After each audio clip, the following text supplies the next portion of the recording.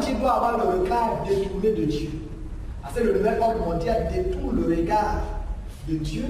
Tout le regard de la terre doit être fixé quelque part. L'émergence des nations.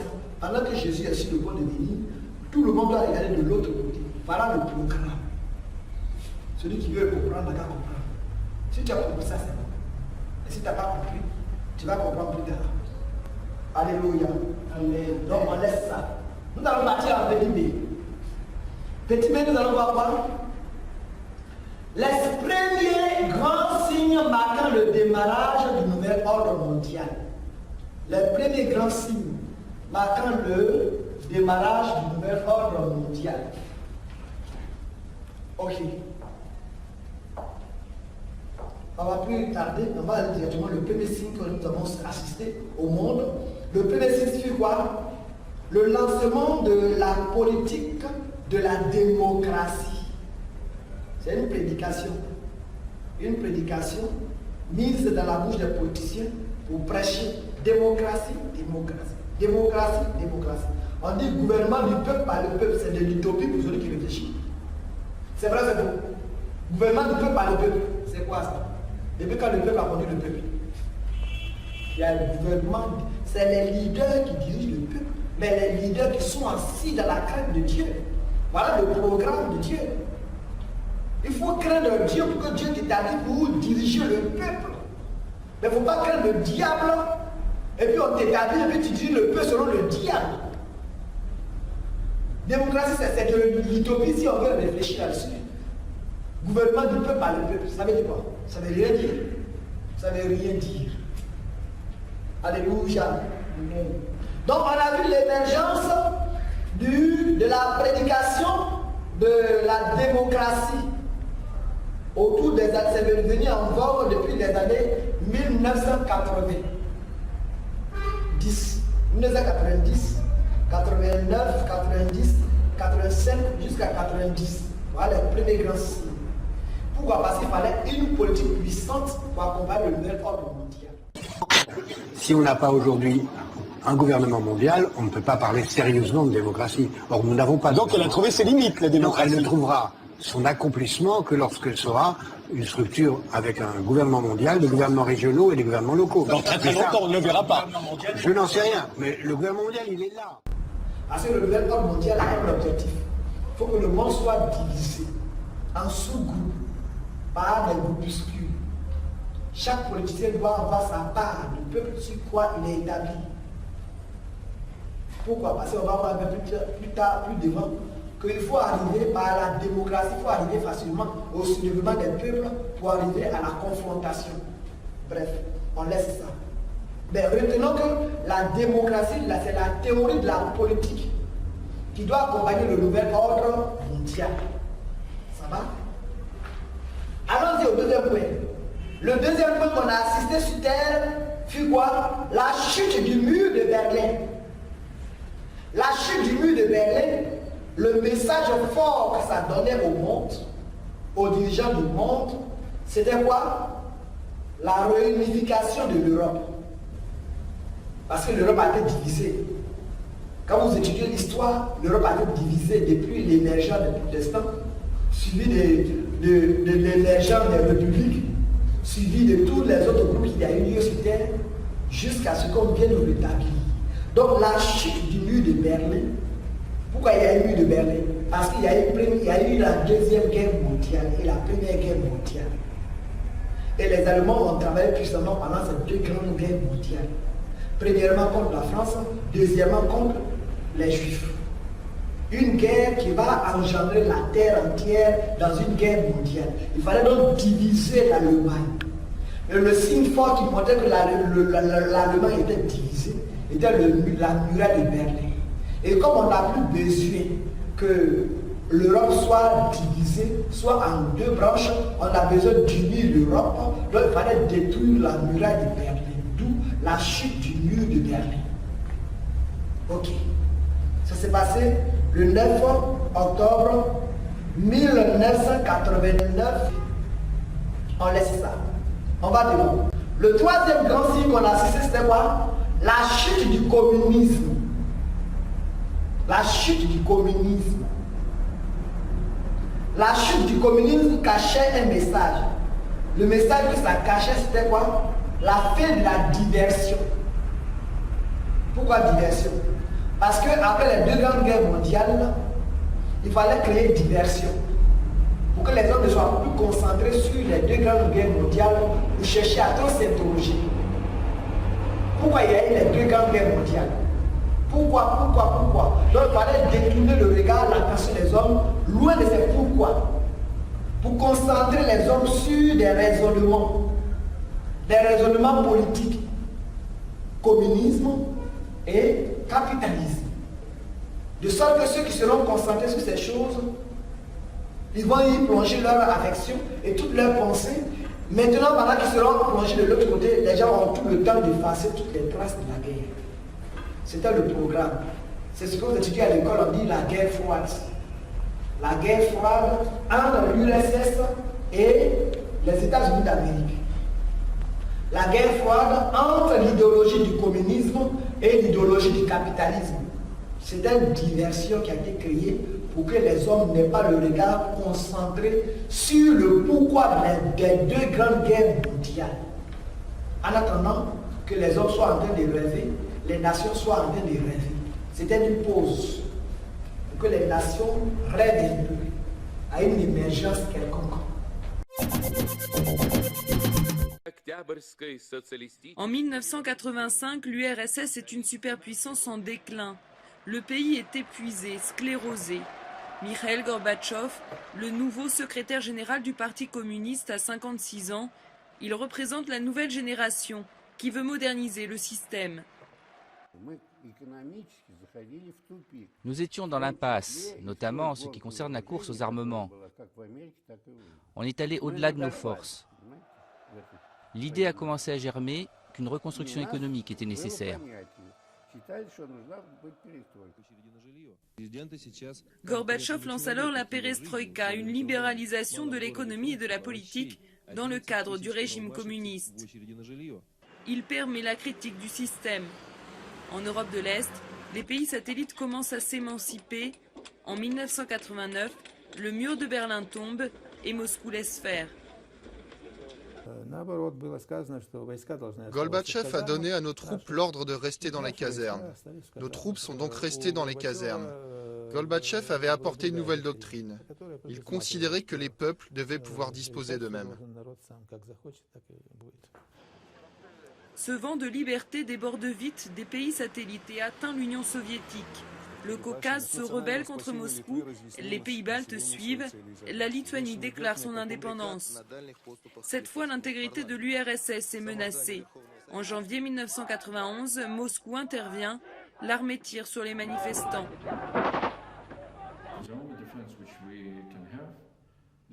Notre seul moyen de défense, c'était nos citoyens. Les citoyens lituaniens étaient très préoccupés par notre indépendance et ils pouvaient ensemble défendre nos principaux bâtiments. Des centaines de milliers de personnes se sont rassemblées autour de notre tour de télévision. Ils n'avaient pas peur. 14 d'entre eux sont morts.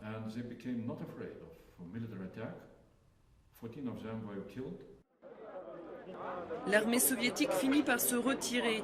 Un petit peuple non armé a fait reculer Moscou. Au printemps 1991, les démocrates continuent de gagner du terrain. Les conservateurs tentent alors un putsch et les chars entrent dans Moscou. Mais la population résiste et le coup d'État échoue. Dans les mois qui suivent, les républiques soviétiques proclament une à une leur indépendance. Le 8 décembre, la Russie, l'Ukraine et le Bélarus proclament la fin de l'URSS. Le 25, Gorbatchev démissionne et le drapeau rouge est retiré du Kremlin. Я прекращаю свою деятельность на посту президента СССР.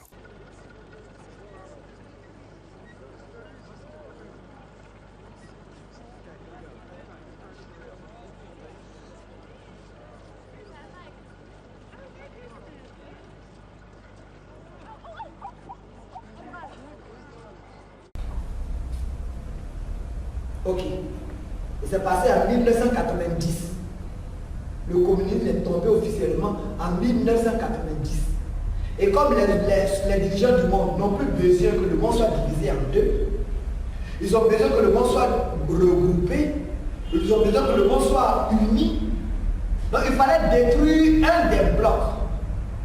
Et le bloc qui a été choisi pour être détruit, c'est le bloc au communisme. D'où la chute du système. Et la chute même de l'URSS en 90. Pour que le monde entier soit concentré autour des États-Unis d'Amérique. Avec l'idéologie du capitalisme. Pour adorer le Dieu de maman, le Dieu de l'argent, le Dieu du Capitole. Ce n'est pour rien en ce lieu, on a implanté le temple Capitole. Ok, on laisse ça. Donc le quatrième monument qui a été vu ici, c'est la monumentation du capitalisme et de son leader, les États-Unis d'Amérique. Depuis la chute du communisme et de l'URSS, les États-Unis d'Amérique vont s'élever puissamment au monde comme la nation moderne. Pourquoi? Parce qu'il y a une mission qui lui sera confiée. La mission de séduire la terre entière pour la cause de la papauté de Rome, qui a lancé le nouvel ordre mondial. Maintenant, le dernier point que je faut que je souligne, c'est qu'avec le nouvel ordre mondial, il n'y a plus de barrière entre les nations. Il n'y a plus de frontières. Entre le Burkina et la Côte d'Ivoire, il n'y a plus de frontières. Entre les différents pays, il n'y a pas de frontières. Parce que le nouvel ordre mondial, c'est comme ça que ça marche. Il n'y a plus de frontières. Donc avec l'idéologie du nouvel ordre mondial, les hommes doivent mettre dans leur tête qu'il n'y a plus de frontières entre les peuples.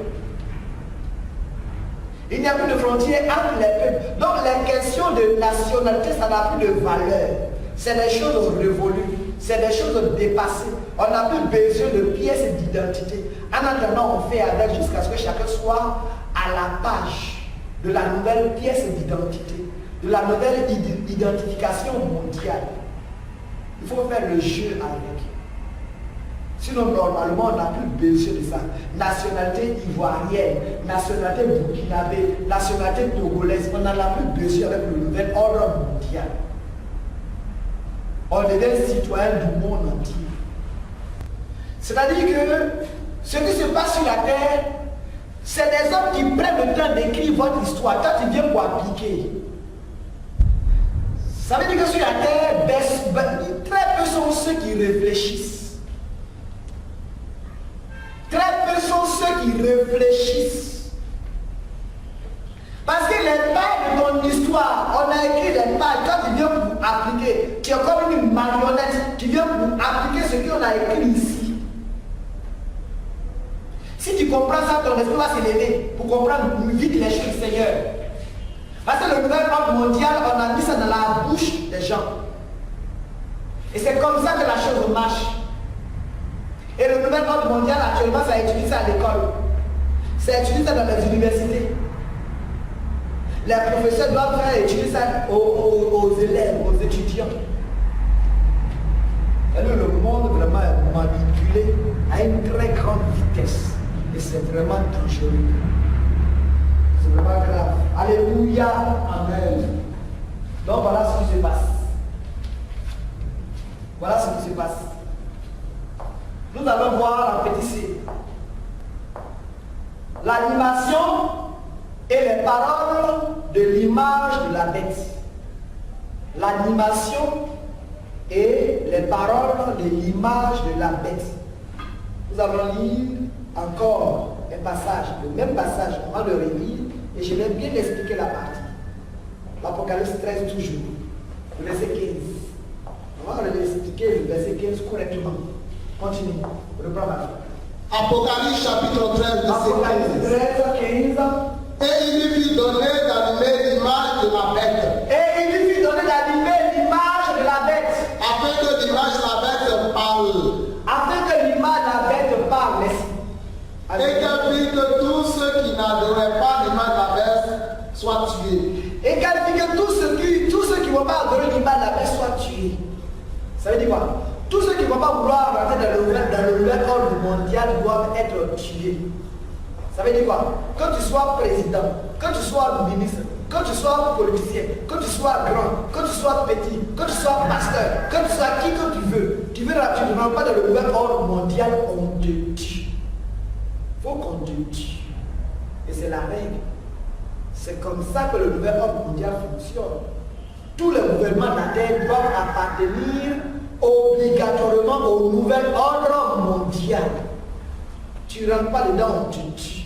Et puis on provoque une guerre dans ton pays pour exterminer beaucoup. C'est comme ça que ça marche. Mais la partie que je voulais expliquer, c'est l'expression afin que l'image la bête parle.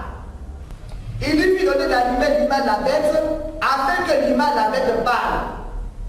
C'est le mot que je voulais expliquer. Comment est-ce que l'image la bête on l'active? Comment est-ce que ça s'anime?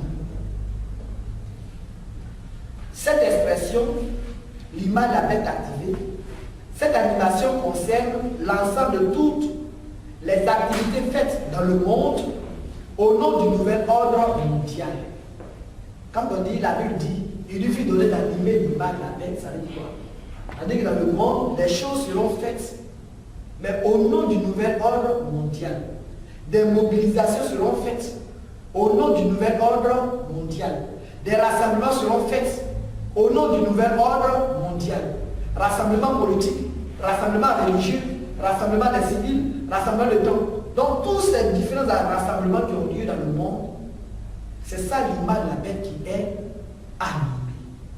Alors jamais la nécessité d'un nouvel ordre international n'a paru aussi nécessaire. Des sourires et des poignées de main qui en disent long. Hier soir à Londres, les dirigeants du G20 estiment avoir trouvé un accord historique.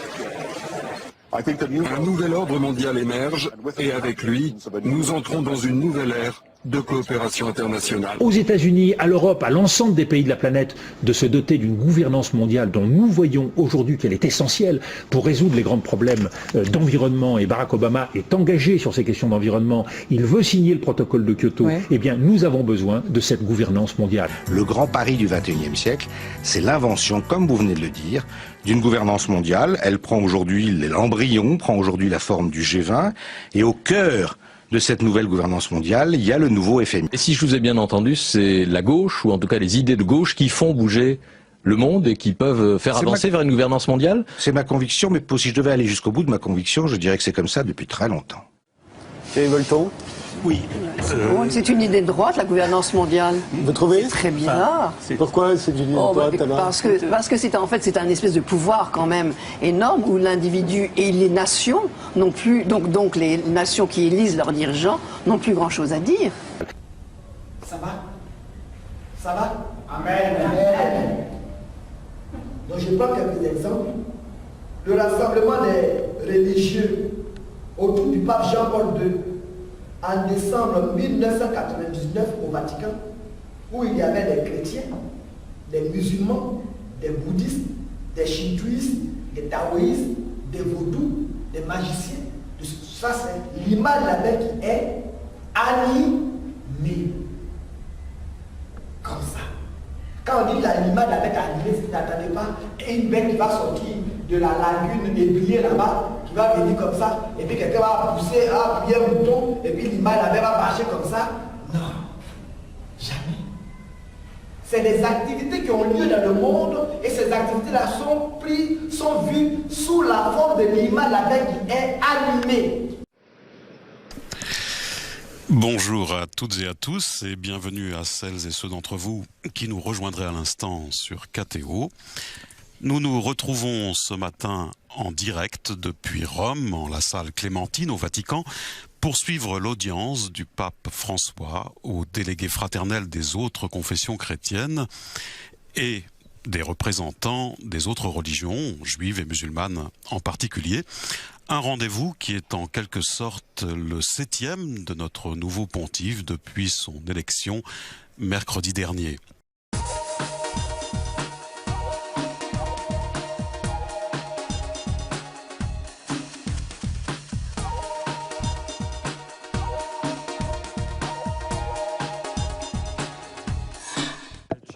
les mots d'accueil de l'évêque Monseigneur Skipa, qui rappelle que ce centre culturel créé en l'an 2000 est dédié au dialogue interreligieux et que les catholiques ont su créer des liens puissants d'amitié avec leurs frères et sœurs aînés de la communauté juive, mais également avec les musulmans.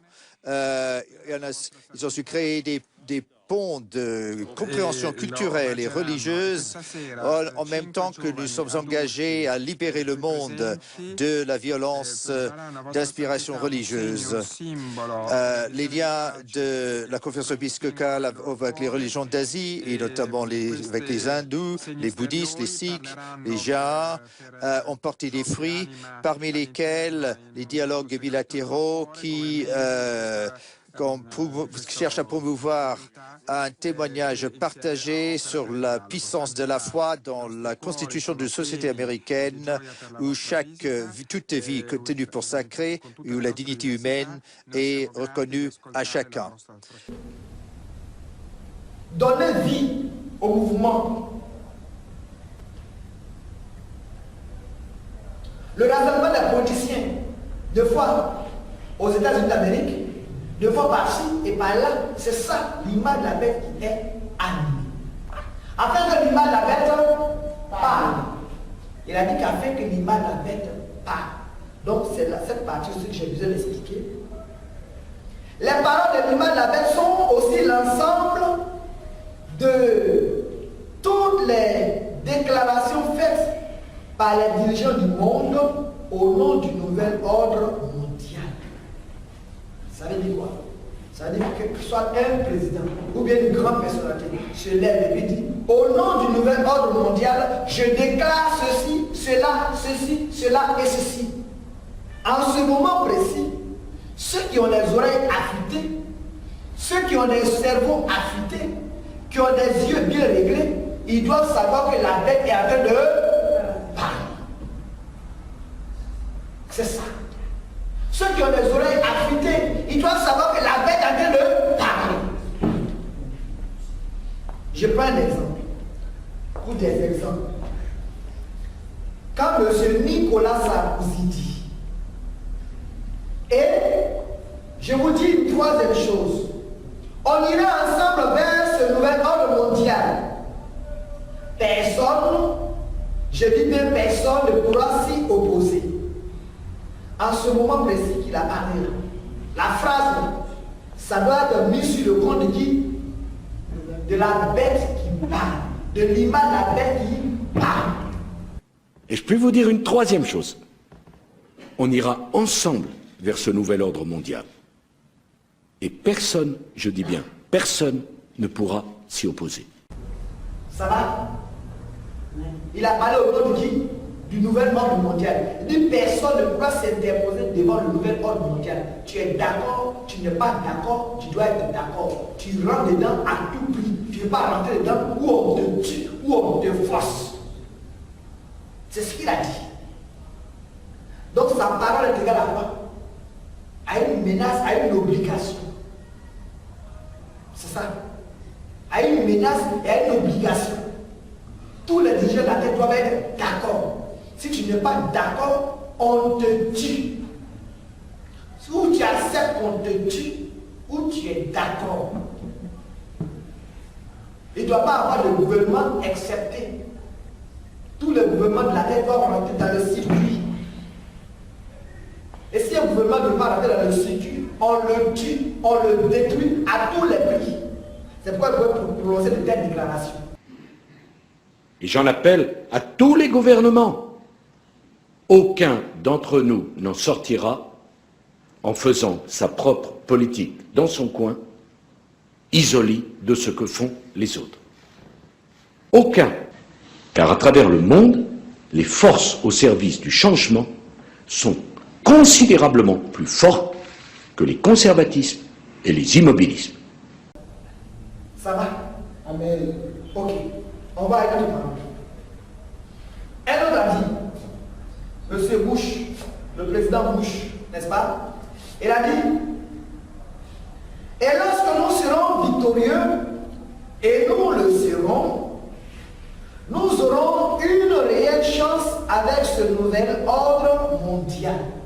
We have before us the opportunity to forge for ourselves and for future generations a new world order, a world where the rule of law, not the law of the jungle, governs the conduct of nations. When we are successful, and we will be, we have a real chance at this new world order, an order in which a credible United Nations can use its peacekeeping role to fulfill the promise and vision of the UN's founders. Donc, M. Bush parle de quoi? Une bataille, une guerre qui doit se solder à quoi? À leur succès, à leur réussite. Et lorsque nous serons victorieux, il y a une victoire sans bataille, il y a une victoire sans bataille, il y a une victoire sans combat. Ok. Et lorsque nous serons victorieux, nous serons une réelle chance avec ce nouvel ordre mondial. Sachez que la phrase est mise sur le compte de qui? De l'image de la bête qui parle. La bête a parlé. Est-ce que les pasteurs ont les oreilles pour entendre, pour avertir leur peuple? Est-ce que les prophètes ont les oreilles pour entendre, pour avertir les peuples? Est-ce que les élus ont les oreilles pour entendre, pour avertir les peuples? C'est ça la question. Un autre l'a dit, et je cite, cette parole vient du pape Benoît XVI. Le pape Benoît XVI a dit, et je cite sa parole, la force vivifiante de sa lumière est une incitation pour la construction du nouvel ordre mondial, fondé sur des relations éthiques et économiques justes. La forza vivificante della sua luce ti incoraggia ad impegnarti nell'edificazione di un nuovo ordine mondiale fondato su giusti rapporti etici ed economici. Cette phrase, elle a besoin d'être bien étudiée. 2, elle est déjà mise sur le compte de qui? De l'image de la bête qui parle. La bête a parlé. Mais est-ce que les églises sont averties?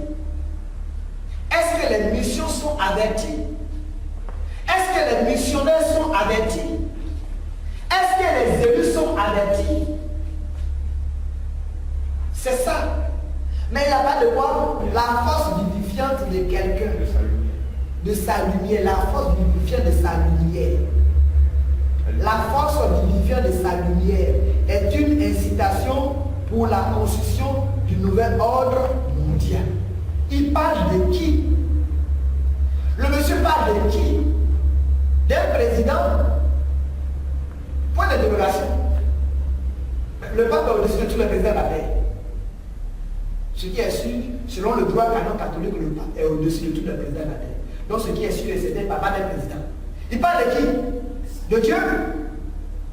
Point d'interrogation. Le pape dit de Dieu? Acceptons, au premier abord. Le nouvel ordre mondial, de quoi il parle là? C'est un programme de Dieu? Ça, jamais. Au grand jamais. Même pas de qui? De Satan. Parle du diable. Pas du diable. Est-ce qu'on a eu le temps de savoir que la bête a parlé et qu'on doit se laisser avertir? C'est là la question. La persécution, ça va chauffer. Hein? Amen. Ça va chauffer. Parce qu'il faut rechercher les chrétiens premièrement. Il faut savoir que de la persécution, les chrétiens sont premièrement ciblés. Les chrétiens sont ciblés. Il faut les retrouver, les récupérer, les décapiter. On ne peut pas échapper à... On ne peut pas passer outre de la règle. Jésus est venu, on l'a tué. Jean-Baptiste est venu, on l'a tué. Hein? Est-ce que l'esclave est plus les garçons sont venus, on les a tués. Zacharie est venu, on l'a tué. Jérémie avait tellement la prison que lui était fatigué. Jean-Baptiste. Et c'est dans la prison qu'il a écrit presque tous ses livres. Jean-Baptiste est venu, on l'a tué. On a pris sa tête pour mettre sur un plateau. Pendant l'anniversaire de quelqu'un. En plein anniversaire. On prend tête de quelqu'un, puis on met sur un plateau. Mais au milieu de tout cela, nous sommes plus que vainqueurs, parce que nous avons notre roi. Alléluia. Amen. Un autre encore. Cette phrase vient de M. James Paul. Wolfsburg. Et la phrase a été dite en 1950. Le 7 février 1950, devant le Sénat des États-Unis d'Amérique. Monsieur a dit, M. James Paul a dit, et je cite sa parole, il dit, nous aurons un gouvernement mondial que nous le voulions ou non. La seule question est à savoir si le gouvernement mondial sera instauré par adhésion ou par conquête.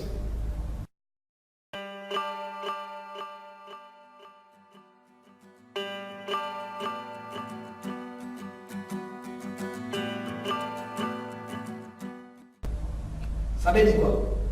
Ça veut dire que les hommes veulent, ils ne veulent pas. Il aura un président du monde. Il aura un gouvernement du monde. Il aura, le monde sera organisé sous l'éthique du nouvel ordre mondial. Maintenant, le problème, c'est que le nouvel ordre mondial, les gens vont rentrer dans le nouvel monde mondial, dans le nouvel ordre mondial. Ils vont rentrer parce qu'ils veulent eux-mêmes ou bien parce qu'on doit les forcer. Ça va? Ils doivent rentrer dans le nouvel ordre mondial parce qu'on doit les forcer ou bien parce qu'eux-mêmes vont venir eux-mêmes. Ça va? Amen. Ça va? Amen. Et comment est-ce que la question qu'il a posée depuis 1950 a reçu sa réponse? Est-ce qu'on a obligé les nations? C'est chacun qui vient s'inscrire. Tous les gouvernements de la terre sont allés s'inscrire. Celui qui ne veut pas aller s'inscrire, on le tue. On tue le président. Et puis, on oblige celui qui va prendre la succession à venir s'inscrire. Ça ressemble à une secte. Alléluia. Amen. Le nouvel ordre mondial est une secte. Un club de sorciers. Un club de malfaiteurs. Amen. Un club de criminels. Et les criminels les plus dangereux de la terre. Amen. Un club de voleurs, de ravisseurs, de voyous et qui sont assis sur les nations. C'est comme ça. Un club d'impies, de buveurs de sang, de mangeurs de vies humaines. Amen. Et c'est comme ça. Alléluia. Amen. C'est un club de malfaiteurs. Le dénoncer. Maintenant, le problème, c'est que la phrase que je viens de dire est prononcée depuis 1950. Une manière de dire à tous les États africains de se remettre en cause. Depuis 1950, ils ont dit que tu veux pas le nouvel ordre mondial, ça aura lieu. Le gouvernement mondial, ça aura lieu. Ça c'est 1950. Et puis toi, tu es né en 1960. C'est en 1960 ton pays a pris l'indépendance. Ça veut dire en même temps que tu nais, en même temps on te récupère dans un circuit. C'est ça. Ça fait pitié. Les dirigeants africains suivent les Européens sans réfléchir. Et c'est ça, c'est malheureux de le dire, mais c'est ce qui se passe. Les dirigeants africains suivent les Européens sans réfléchir, sans broncher. Ils n'ont rien à dire. Ils n'ont rien à proposer. On n'a pas besoin de leur intelligence. On n'a pas besoin de leur savoir. On n'a pas besoin de leur avis. Ce qui est sûr, ils n'ont qu'à nous suivre, point final. Ils n'ont qu'à nous suivre seulement. Ils n'ont qu'à nous suivre. Et quand on regarde en Afrique, quelqu'un qui devient intelligent, on achète le cerveau. C'est-à-dire, on lui donne la nationalité soit européenne. Toi, tu es bien pour être européen, tu fais beaucoup de choses, et puis on le prend, et puis, il a les matières de l'homme. Regarde là-bas. Il a toutes les nationalités, tout ce qu'il va faire, c'est sur le col de Dieu. C'est comme ça. C'est comme ça. Et quand un chef d'État africain commence à avoir trop d'idées, il faut qu'on le daigne. Il faut qu'on le tue. Il faut qu'on finisse avec lui. C'est ce que je viens de dire. On n'a pas besoin des Africains intelligents. On a besoin des Africains suiveurs. Des Africains suiveurs. Des Africains qui ont un seul mot dans la bouche. Et les Blancs sont trop forts. Les Blancs sont très intelligents. C'est ça qui marche. C'est le mot qu'ils veulent. Pas des raisonneurs, pas des philosophes, pas des savants, mais une masse d'esclaves. Si tu as compris ça, c'est bon. Si tu n'as pas compris ça, il faut ouvrir des yeux autour de toi.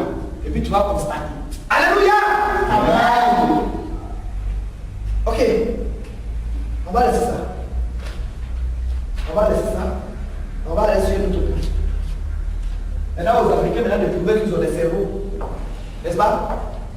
C'est aux Africains de prouver que nous aussi, Dieu nous a donné une tête qui réfléchit. Dieu nous a donné une tête qui nous sert à penser. Une tête qui doit nous servir. Parce que si tu ne veux pas réfléchir dans la vie, quelqu'un va réfléchir à ta place.